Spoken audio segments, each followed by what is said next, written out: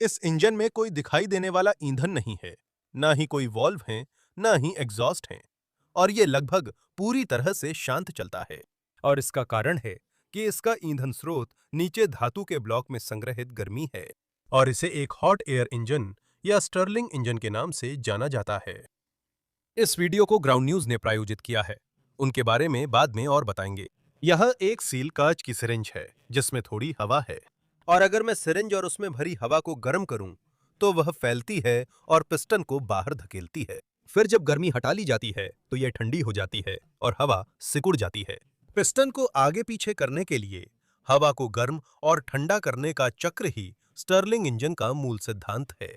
सिर्फ समस्या ये है कि ये गर्म करना या ठंडा करना बहुत धीमा है, इसलिए पूरे सिस्टम को गर्म और ठंडा करने के बजाय हम एक और सिलेंडर ला कर सकते हैं जिसके अंदर एक ढीला फिटिंग वाला पिस्टन हो, जिससे कि अधिकांश पिस्टन के विपरीत एक वायुरोधी सील की आवश्यकता होती है। हवा स्वतंत्र रूप से घूम सकती है, जिससे पिस्टन हवा को सिलेंडर के एक सिरे से दूसरे सिरे तक ले जा सकता है, और इसे डिस्प्लेसर पिस्टन कहते हैं। अब यदि हम द्वितीयक पिस्टन के एक सिरे को गर्म और दूसरे को ठंडा करें तो हम डिस्प्लेसर पिस्टन का उपयोग करके गर्म और ठंडे सिरे के बीच हवा को स्थानांतरित कर सकते हैं, जिससे अंदर की हवा तेजी से गर्म और ठंडी होती है और ऊपरी पिस्टन पहले की तुलना में कहीं अधिक तेजी से आगे पीछे चलता है। और यह अनिश्चित काल तक किया जा सकता है, जब तक एक सिरा गर्म और दूसरा ठंडा हो, या फिर कम से कम तब तक जब तक 3 डायमेंशनल प्रिंटेड पिस्टन पिघल न जाए। अब डिस्प्लेसर पिस्टन आउटपुट पावर नहीं बनाता और इसे हिलाने के लिए बहुत कम ताकत चाहिए, जिसे इसे इन बॉल बेयरिंग से बदलकर दिखाया जा सकता है। तो जब मैं सिलेंडर को धीरे से झुकाता हूं, बॉल बेयरिंग्स एक सिरे से दूसरे सिरे तक लुढ़कती हैं और गर्म और ठंडे हिस्सों के बीच हवा को गतिमान करती हैं, जो फैलती और सिकुड़ती है पावर पिस्टन को ऊपर की ओर चलाने के लिए। तो अगर हम ऊपरी पिस्टन को क्रैंकशाफ्ट से जोड़ते हैं और आउटपुट पावर के कुछ हिस्से का उपयोग डिस्प्लेसर को आगे पीछे करने के लिए करते हैं, तो हमारे पास एक स्वसंचालित इंजन होना चाहिए। दरअसल यह एक मॉडल इंजन है जो बिल्कुल यही काम करता है। यह कांच वाले हिस्से को गर्म किया जाता है और सिलेंडर के दूसरे सिरे को हीट सिंक से ठंडा किया जाता है। तो जैसे ही डिस्प्लेसर आगे पीछे चलता है, हवा गर्म तो ठंडी होकर ऊपर वाले सिलेंडर में जाती है, जिससे पावर पिस्टन चलता है। फिर वो क्रैंक को पावर देता है, जो गियर के जरिए डिस्प्लेसर को चलाता है, जिससे एक लगातार चक्र बनता है। So now we need to figure out how we're going to use one of these Stirling engines to तो अब हमें यह पता लगाना है कि हम इन स्टर्लिंग इंजनों में से एक का इस्तेमाल बाइक चलाने के लिए कैसे करेंगे। और यह सब यहीं से शुरू होता है, धात के एक बड़े टुकड़े और कार्यों की एक बहुत लंबी सूची के साथ। स्टर्लिंग इंजन अपने आकार के अनुसार कम पावर बनाते हैं, इसलिए बाइक पर इसे काम करने लायक बनाने के लिए हमें सबसे बड़े इंजन की आवश्यकता है जो फ्रेम के भीतर फिट हो सके। फिर भी ये अगला सुपर बाइक इंजन नहीं बनने वाला है। अरे बाप रे, मैं लगभग 100-150 वॉट पावर आउटपुट का लक्ष्य रख रहा हूं, जो मोटे तौर पर 0.2 हॉर्स पावर है, लगभग 15 मील प्रति घंटे की गति बनाए रखने के लिए पर्याप्त है। स्टीलिंग इंजन से उतनी पावर निकालना आसान नहीं है। कई कारक हैं जो एफिशिएंसी को प्रभावित करते हैं, जैसे कि गर्म और ठंडे हिस्सों के बीच तापमान का अंतर, गर्मी कितनी तेजी से हवा के अंदर और बाहर ट्रांसफर हो सकती है, और इंजन के अंदर कितनी हवा असल में उपयोगी काम कर रही है। ये सब कुछ ही चीजें हैं जो इंजन के डिजाइन को तय करती हैं। जैसे उदाहरण के लिए ठंडी साइड को जितना हो सके ठंडा रखना। मैंने शुरू में computer central processing unit heat sink का इस्तेमाल करने का सोचा था, क्योंकि ये सस्ते होते हैं और इनमें बहुत ज्यादा सतह क्षेत्र होता है। लेकिन पता चला कि सारी गर्मी को एक छोटे से चौकोर हिस्से में, जो सेंट्रल प्रोसेसिंग यूनिट के लिए डिजाइन किया गया है, डालना उपयोगी नहीं था। तो मैंने आंतरिक वाटर कूलिंग का इस्तेमाल करने का फैसला किया, जो गर्मी को जल्दी बाहर निकालने के लिए कहीं ज्यादा बेहतर काम करेगा। जब हम सिर्फ 100 वॉट आउटपुट पावर पाने की कोशिश करते हैं, तो हल्का घर्षण भी बड़ा फर्क डाल सकता है। यह तब आसान नहीं होता जब आपको पिस्टन और डिस्प्लेसर शाफ्ट के चारों ओर एयर टाइट सील की आवश्यकता होती है। मुख्य इंजन ब्लॉक पूरा हो जाने के बाद मैं इसे बाइक पर लगा सकता हूं, एक अस्थायी 3 डायमेंशनल प्रिंटेड ब्रैकेट का उपयोग करके। क्योंकि इंजन का यह हिस्सा वाटर कूल होगा, इसलिए प्रिंट कुछ टेस्ट रन के लिए ठीक रहेगा। इसके बाद यह बड़ा एल्यूमीनियम ब्रैकेट इंजन के पिछले हिस्से से जुड़ता है, जो क्रैंकशाफ्ट को पकड़ कर रखेगा और अतिरिक्त सहायता के लिए बाइक फ्रेम से भी जुड़ेगा। क्रैंक स्वयं एल्यूमिनियम से मशीनिंग करके बनाए जाते हैं और पीछे मैंने 3 डायमेंशनल प्रिंटेड पुली लगाई है क्योंकि मैं क्रैंकों को जोड़ने के लिए बेल्ट इस्तेमाल कर रहा हूं, गियर की जगह, जैसे कि मॉडल इंजन में होती है, और एक connecting rod press fit bearing के साथ क्रैंक को पिस्टन से जोड़ती है ताकि सब कुछ सुचारू रूप से घूमता रहे। क्योंकि एक डिस्प्लेसर पिस्टन अपने सिलेंडर के अंदर ढीला फिट होता है, इसलिए आदर्श रूप से उसे दीवारों को बिल्कुल भी नहीं छूना चाहिए। तो मैं इसे एक स्टेनलेस स्टील रॉड पर माउंट करने जा रहा हूं और यह सुनिश्चित करने के लिए कि वह रॉड हिले नहीं, मैं इन लीनियर बेरिंग्स का इस्तेमाल कर रहा हूं, वही जो आपको 3 डायमेंशनल प्रिंटर में मिलती हैं, और ये डिस्प्लेसर रॉड को आसानी और सटीकता से हिलने देती हैं, जिससे डिस्प्लेसर मूवमेंट के दौरान सेंटर में रहता है। अगला भाग है पावर पिस्टन, जिसे मैंने जितना हो सके उतना हल्का बनाने के लिए डिजाइन किया है, और ये एक सेट स्क्रू की मदद से दूसरी स्टील रॉड पर लगाया जाता है। पिस्टन रिंग्स के लिए मैं पॉलीटेट्राफ्लोरोएथिलीन, जिसे टेफ्लॉन भी कहा जाता है, का उपयोग करना चाहता हूं, क्योंकि इसमें घर्षण कम होता है, हालांकि यह लचीला पदार्थ नहीं है। तो मैंने छोटे इनर रिंग्स बनाए हैं जो टेंशनर की तरह काम करेंगी, जिससे पॉलीटेट्राफ्लोरोएथिलीन बाहर की ओर धकेला जा सकेगा और सिलेंडर की दीवार के खिलाफ बेहतर सील बन सकेगी। रिंग्स पिस्टन में ऐसे फिट होती हैं और मैंने दोनों गैप्स को 180 डिग्री पर रखा है ताकि ब्लो बाय कम से कम हो, और जब यह सिलेंडर के अंदर है तो पिस्टन बहुत कम प्रतिरोध के साथ सरकता है। पिस्टन रॉड फिर क्रैंक से जुड़ता है, लेकिन चूंकि पिस्टन बहुत छोटा है, इसे सीधी रेखा में चलने के लिए एक मार्गदर्शक की आवश्यकता होती है, और यही काम यह बैकप्लेट करती है। हालांकि इसे लगाने से पहले मुझे कुछ गैस्केट काटने होंगे। मैं 0.5 मिलीमीटर सिलिकॉन शीट इस्तेमाल कर रहा हूं, जो इस इंजन के तापमान को सहन कर सकेगी और अच्छी सील प्रदान करेगी। बोल्ट होल्स पंच करने के बाद मैं एक 3D प्रिंटेड टेम्पलेट को क्लैंप कर सकता हूं और चाकू से उसके चारों ओर निशान बना सकता हूं, फिर बोल्ट्स ढीले कर सकता हूं। इससे मुझे एक सटीक गैस्केट मिलता है जो इंजन में फिट बैठता है। बैकप्लेट और गैस्केट लगाने के बाद भी पिस्टन में थोड़ी हलचल बनी रहेगी, इसलिए मैंने पॉलीटेट्राफ्लोरोएथिलीन बुशिंग को स्पेसर के साथ लगाया, जिससे रॉड सीधी और सही चले। अगला कदम है दोनों क्रैंक्स को टाइमिंग पुली से जोड़ना, जिसे मैंने गियर्स की बजाय चुना क्योंकि इसे आउटपुट शाफ्ट से आसानी से जोड़ा जा सकता है, जो फिर रियर व्हील को चला सकता है। इसे आखिरकार घूमते हुए देखकर मुझे एहसास होता है कि मैंने इसमें कितना मेहनत डाली है। करीब 2 महीने तक गणनाएं, डिजाइनिंग, मशीनिंग, बहुत सारा काम हुआ है, और अब मैं थोड़ा नर्वस हो रहा हूं कि क्या ये चलेगा या नहीं। मैं उत्साहित हूं, पर नर्वस भी हूं। तो अब जो करना है वो है डिस्प्लेसर सिलेंडर और पिस्टन बनाना, और फिर हम इसे टेस्ट रन दे सकते हैं। Project planning to build a steam engine, but after असल में मैंने ये प्रोजेक्ट शुरू किया था एक स्टीम इंजन बनाने की योजना के साथ, लेकिन बहुत रिसर्च के बाद मुझे एहसास हुआ कि स्टर्लिंग इंजन कहीं बेहतर विकल्प है। ये अधिक शांत, कुशल और सुरक्षित होते हैं। और जब मैंने समझ लिया कि ये कैसे काम करते हैं, तो इसने प्रोजेक्ट की दिशा ही पूरी तरह बदल दी। इससे मुझे ये भी याद आया कि चीजों को नए नजरिए से देखना जरूरी है, और ग्राउंड न्यूज का मूल उद्देश्य भी यही है। वे दुनिया भर के लेख एक जगह इकट्ठा करते हैं, स्रोत के राजनीतिक झुकाव व विश्वसनीयता का संदर्भ भी देते हैं। आप कवरेज की तुलना कर पूरी तस्वीर जल्दी समझ सकते हैं। ग्राउंड न्यूज की स्थापना एक पूर्व national aeronautics and space administration के इंजीनियर हरलीन कौर ने की, जो जेम्स वेब टेलीस्कोप पर कार्यरत है। और एक इंजीनियर होने के नाते मुझे यह जानना पसंद है कि कोई चीज कितनी तथ्यात्मक है, और इतनी सारी जानकारी मौजूद होने के कारण आसानी से उलझन हो सकती है। ग्राउंड न्यूज मुझे शोर से दूर असल घटनाएं समझने में मदद करता है। उदाहरण के लिए, जब यूरोपीय अंतरिक्ष एजेंसी ने पुष्टि की कि 20 किलोमीटर चौड़ी एक वस्तु हमारे सौरमंडल में प्रवेश कर चुकी है, तो यह जानकर काफी अच्छा लगा कि वह पृथ्वी की ओर नहीं बढ़ रही है। और जब सैकड़ों स्रोत एक ही घटना को कवर कर रहे हैं, तो ग्राउंड आर्टिफिशियल इंटेलिजेंस फीचर उसे कुछ बुलेट पॉइंट्स में संक्षिप्त कर सकता है। मुझे कम तथ्यात्मकता वाले स्रोतों को ब्राउज करना भी पसंद है, ताकि देख सकूं कि और कौन-कौन से दृष्टिकोण रिपोर्ट किए गए हैं, जो कि ग्राउंड न्यूज के बिना शायद वही एकमात्र संस्करण होता जिससे मैं रूबरू होता। मीडिया साक्षरता पर उनके प्रभाव के लिए नोबेल पीस सेंटर ने उन्हें मान्यता दी है। तो ग्रैंड न्यूज की सदस्यता लेने के लिए और सीमित समय के लिए वे मेरे दर्शकों को अनलिमिटेड वेंटेज प्लान पर 40% की छूट दे रहे हैं। इस क्विक रिस्पॉन्स कोड को स्कैन करें या नीचे दिए लिंक पर जाएं। ऑफर पाने के लिए groundnews.com/stanton पर जाएं। यह है groundnews.com/stanton। मुझे इस प्लेट को स्थापित करने की आवश्यकता है, जो वाटर कूलिंग सिस्टम और इंजन के अंदर की हवा के बीच ऊष्मा स्थानांतरण सतह के रूप में कार्य करती है। और इस हीट सिंक की बड़ी सतह इंजन के चक्र में हवा को जल्दी ठंडा करने में मदद करेगी।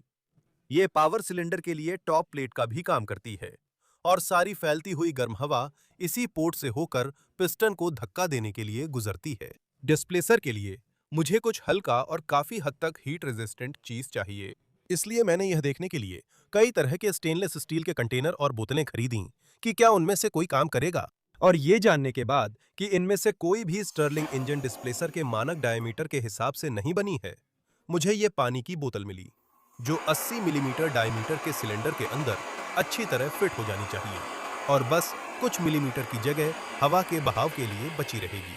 फिर मैंने डिस्प्लेसर के लिए एक छोटी सी माउंटिंग प्लेट बनाई, जो एक सेट स्क्रू की मदद से स्टील की छड़ से जुड़ जाती है। फिर मैंने बोतल का ऊपरी हिस्सा काटकर उसमें छेद किए ताकि वह बॉटम प्लेट पर माउंट हो सकें। और जब आप इंजन को हाथ से घुमाते हैं, तो आप देख सकते हैं कि इंजन चालू होने पर दोनों पिस्टन कैसे चलेंगे। लेकिन डिस्प्लेसर पिस्टन पावर पिस्टन से लगभग 90 डिग्री क्रैंक एंगल से आगे रहता है। अब मुझे डिस्प्लेसर सिलेंडर बनाना है, जिसे मैंने 2 हिस्सों में बनाने का फैसला किया है। कोल्ड साइड को एल्यूमीनियम से मशीन किया गया है, जैसे कि इंजन के ज्यादातर हिस्से, और मैंने इसे ठंडा रखने के लिए कुछ फिन्स भी जोड़े हैं। इसके बाद इसे एक और गैस्केट के साथ मुख्य इंजन ब्लॉक पर लगाया जाता है, जिससे एक अच्छी सील बन जाती है। लेकिन यह इसे वाटर कूलिंग से भी अलग करती है, इसलिए यदि एयर कूलिंग फिन्स पर्याप्त नहीं है, तो मुझे इसमें वाटर कूलिंग भी जोड़ने की आवश्यकता हो सकती है। लेकिन सिलेंडर के गर्म हिस्से को बहुत अधिक तापमान सहन करने की आवश्यकता होती है, इसलिए आदर्श रूप से गर्म हिस्से को स्टील से बनाया जाना चाहिए। क्योंकि मुझे अभी तक स्टील की मशीनिंग में उतना आत्मविश्वास नहीं है, इसलिए मैंने JLC कंप्यूटर न्यूमेरिकल कंट्रोल से हॉट एंड बनवाया। उन्होंने इस वीडियो को स्पॉन्सर नहीं किया, लेकिन उन्होंने निश्चित रूप से मेरी मदद की, क्योंकि इस हिस्से को मैं खुद मशीन से नहीं बना पाता। और इसे सिलेंडर के ठंडे हिस्से पर मोटी सिलिकॉन गैस्केट के साथ लगाया गया है, ताकि ये इंसुलेट रहे, क्योंकि हम नहीं चाहते कि गर्मी ठंडे हिस्से की तरफ प्रवाहित हो, क्योंकि इससे ऊर्जा बर्बाद होगी। तो हॉट कैप को कसकर बंद करने के बाद इंजन पूरी तरह से सील हो जाता है। अब इसे केवल गर्मी की आवश्यकता है। It was tricky to move the piston against इससे काम हो जाना चाहिए। good sign, but I also noticed it was letting a lot of air leak past, which could be where most of the pressure is being lost. I first tried swapping one of the PTFE rings for a rubber O-ring to improve the seal, but it either didn't seal properly or created way too much friction. Then I thought, what if I used a piston ring like the one I've used in my small compressor? ये अभी पूरी तरह से नहीं हुआ है। Hot cap का अगला हिस्सा रंग बदलने लगा है, इसलिए वो सामने से काफी गर्म हो रहा है। मैं सोच रहा हूँ, शायद मुझे इसमें वाटर कूलिंग जोड़नी चाहिए, ताकि यह पता चल सके कि क्या इससे यह कोल्ड प्लेट ठंडी होती है। Flexibility, hold an airtight seal, and hopefully not melt from the engine heat. But after several prototypes, I eventually found a size and shape that offered. जब हॉट कैप लाल रंग से चमक रहा था और पानी से ठंडा किया हुआ सिरा लगभग 40 डिग्री सेल्सियस पर स्थिर था, तो साफ था कि सिर्फ हीट बढ़ाना समस्या नहीं थी। इसलिए मैंने बाहरी जल शीतलन प्रणाली लगाई, ताकि सुरक्षित रूप से मैं इंजन का तापमान इतना नीचे ला सकूं कि मैं उसे अलग कर सकूं। अंदर यह साफ था कि इंजन काफी गर्म हो रहा था, यहां तक कि डिस्प्लेसर का रंग भी थोड़ा फीका पड़ गया था। और यह देखते हुए कि यह हॉट कैप को सीधे नहीं छूता है, इसका मतलब है कि अंदर की हवा निश्चित रूप से अच्छी तरह से गर्म हो रही है। मैंने सभी गैस्केट सील की जांच की और किसी भी तरह के रिसाव की संभावना को खत्म करने के लिए डिस्प्लेसर शाफ्ट के चारों ओर लगे ओरिंग में कुछ ग्रीस लगाया और इंजन के अगले हिस्से को दोबारा जोड़ने के बाद मैंने पिस्टन रिंगों पर ध्यान केंद्रित किया, क्योंकि ये इंजन में सबसे बड़ी गतिशील सील है। फंसी हुई हवा के विरुद्ध पिस्टन को हिलाना मुश्किल था, जो एक अच्छा संकेत है। लेकिन मैंने ये भी देखा कि इसमें से काफी हवा रिस रही थी और शायद इसी वजह से अधिकांश दबाव कम हो रहा है। मैंने सबसे पहले सील को बेहतर बनाने के लिए एक पॉलीटेट्राफ्लोरोएथिलीन रिंग की जगह रबर की ओ रिंग लगाने की कोशिश की, लेकिन या तो वह ठीक से सील नहीं कर पाई या फिर बहुत ज्यादा घर्षण पैदा कर रही थी। फिर मैंने सोचा, क्यों ना पिस्टन रिंग का इस्तेमाल करूं, जैसे अपनी छोटी कंप्रेस्ड एयर इंजन में किया था, जिसमें रिंग दबाव से फैलकर सिलेंडर की दीवार सील कर देती है। बस एक ही समस्या थी, वो रिंग्स बहुत छोटी थीं और मुझे उनसे कहीं बड़ी रिंग्स चाहिए थीं। इसलिए मैंने अपने प्रूसा फ्यूज्ड डिपोजिशन मॉडलिंग प्रिंटर पर लचीले थर्मोप्लास्टिक पॉलीयूरेथेन से एक 3 डायमेंशनल प्रिंट करने की कोशिश की, जो कि थोड़ा जोखिम भरा था, क्योंकि इसके लिए सही लचीलापन होना आवश्यक था। ये पूरी तरह से सील बंद रखना चाहिए और उम्मीद है कि इंजन की गर्मी से पिघले नहीं। कई प्रोटोटाइप बनाने के बाद आखिरकार मुझे एक ऐसा आकार और आकृति मिल गई जो न्यूनतम प्रतिरोध प्रदान करती थी, लेकिन पहले की तुलना में कहीं बेहतर सील करती थी और सिलेंडर की दीवारों को ठंडा रखने के लिए वाटर कूलिंग की मदद से उम्मीद है कि यह इतना गर्म नहीं होगा कि पिघल जाए। ठीक है, तो अब मैंने नया पिस्टन लगा दिया है, तो अब हमें काफी बेहतर कंप्रेशन मिलना चाहिए। आप देख सकते हैं, जब मैं इसे घुमाता हूं तो पिस्टन सच में पीछे की ओर धक्का देता है, जिसका मतलब है कि इसमें बहुत अच्छा कंप्रेशन है। तो उम्मीद करते हैं कि इससे फर्क पड़ेगा, क्योंकि पहले जो कंप्रेशन था वो इसके मुकाबले बिल्कुल ही खराब था। तो चलिए आराम से बैठते हैं और इस चीज को गर्म करते हैं। To avoid hitting the end of the cylinder with its increased stroke, the engine is ready for another test. I really hope this works.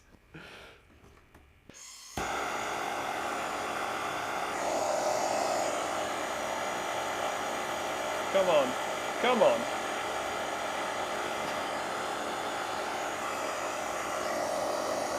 मुझे लगता है कि ये बहुत करीब है, लेकिन अभी पूरी तरह से नहीं हुआ है।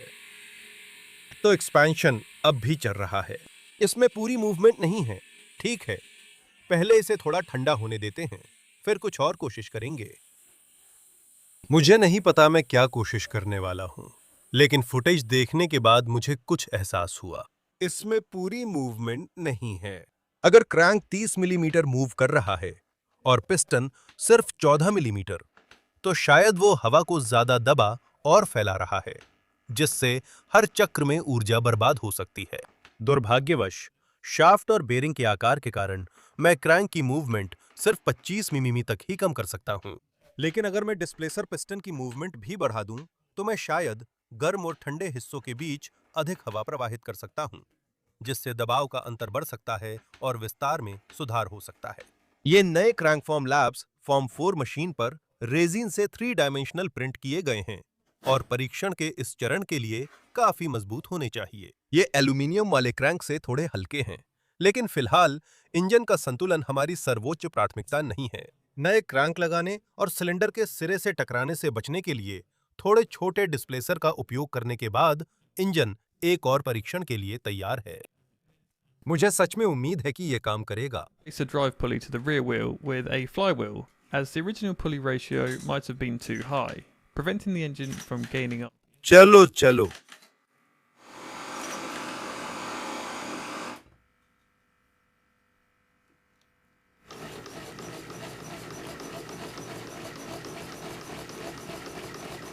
क्या ये अपने आप चल रहा है? There's still lots to improve with this engine. वो चल रहा है। To recover some heat energy during ये काम कर रहा है। चलो, थोड़ी और गर्मी, थोड़ी और गर्मी। the engine, and more air means more expansion and more power.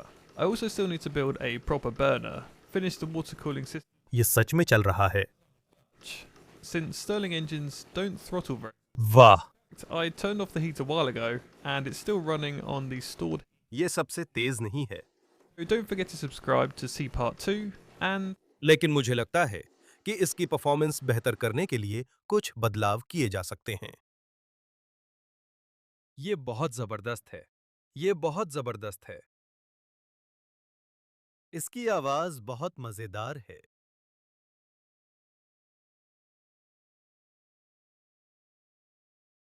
जहां मैं इस इंजन को आखिरकार चालू करके बेहद खुश हूं, वहीं मैं इसे थोड़ा और बेहतर चलाने की कोशिश करने से खुद को रोक नहीं पाया।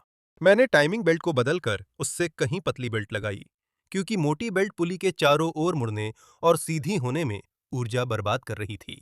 मैंने पिछले पहिए की ड्राइव पुली को भी फ्लाई व्हील से बदल दिया, क्योंकि मूल पुली का अनुपात शायद बहुत अधिक था, जिससे इंजन को रिवॉल्यूशंस पर मिनट प्राप्त करने में बाधा आ रही थी।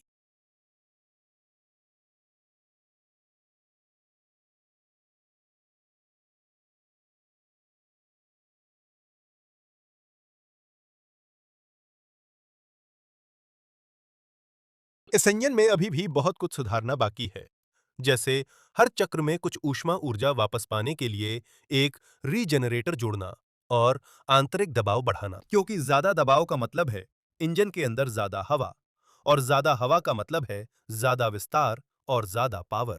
मुझे अभी सही बर्नर बनाना, रेडिएटर के साथ वाटर कूलिंग सिस्टम पूरा करना और क्लच डिजाइन करना बाकी है, क्योंकि स्टर्लिंग इंजन की गति को थ्रॉटल से अच्छी तरह नियंत्रित नहीं किया जा सकता। असल में मैंने थोड़ी देर पहले हीट बंद की थी और ये अब भी स्टील हॉट कैप की गर्मी से चल रहा है। तो पार्ट 2 देखने के लिए सब्सक्राइब करना ना भूलें और देखने के लिए धन्यवाद।